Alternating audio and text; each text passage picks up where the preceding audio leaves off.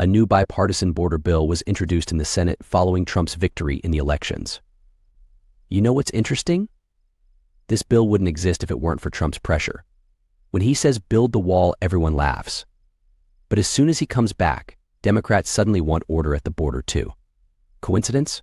I don't think so. By the way, can someone explain to me why there were exactly 0 such initiatives during Biden's entire term, and now suddenly everyone's a defender of the law? A U.S. court has sentenced a hacker responsible for one of the largest cryptocurrency thefts in history.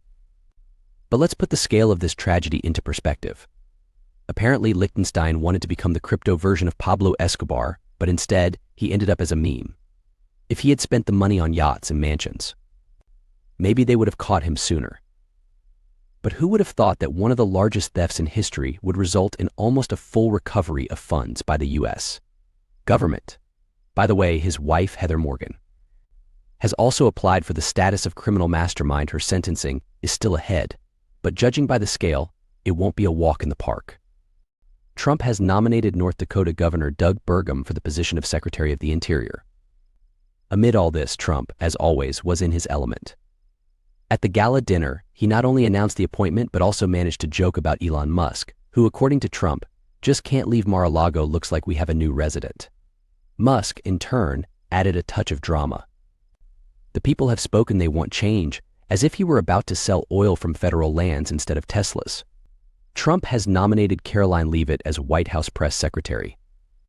If you thought working in the White House required decades of experience and a few gray hairs, think again. Donald Trump has appointed 27-year-old Caroline Leavitt as the new press secretary. Of course, some skeptics might ask, 27 years old? Isn't that a bit too early for such a position? But maybe fresh blood is exactly what the White House needs to connect with younger audiences, or at least to handle Trump's Twitter storms. Trump announced the creation of a new National Energy Council. Donald Trump wasted no time and established the new National Energy Council.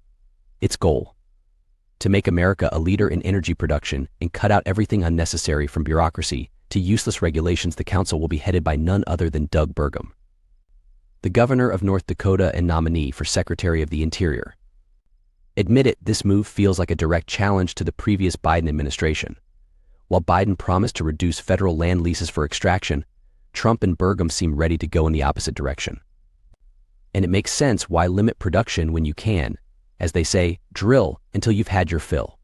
Kelly Ayotte, New Hampshire's new governor and ally of the Trump administration. Kelly Ayotte returns to the center of the political stage after a decisive victory in New Hampshire's gubernatorial race. Her promise to be a champion for the state's residents and to work closely with the Trump administration sets an ambitious tone for her future leadership. Considering Ayotte narrowly lost her Senate seat in 2016 by just 1,000 votes, her comeback feels like a pure revenge story. Now, she's not just a politician, but a governor who pledges to be a champion for New Hampshire. Like Bruce Lee, but in politics. Democrats criticize Trump's appointments, a fight for qualifications or double standards. Personnel changes in the Trump administration have sparked a new wave of criticism. Democrats accuse the president of appointing underqualified individuals, but Republicans are quick to remind them, what about your team, folks? It's interesting that the criticism of Trump arises now, just as he's secured a strong mandate for voters. As Link Loren from Fox News put it, Democrats are unhappy with Trump's appointees, but seem blind to their own failures. And indeed, if Mayor Pete could manage transportation and Attorney Sullivan could handle national security, why can't combat veteran Pete Hegseth lead the Department of Defense? Perhaps the issue isn't qualifications, but political bias.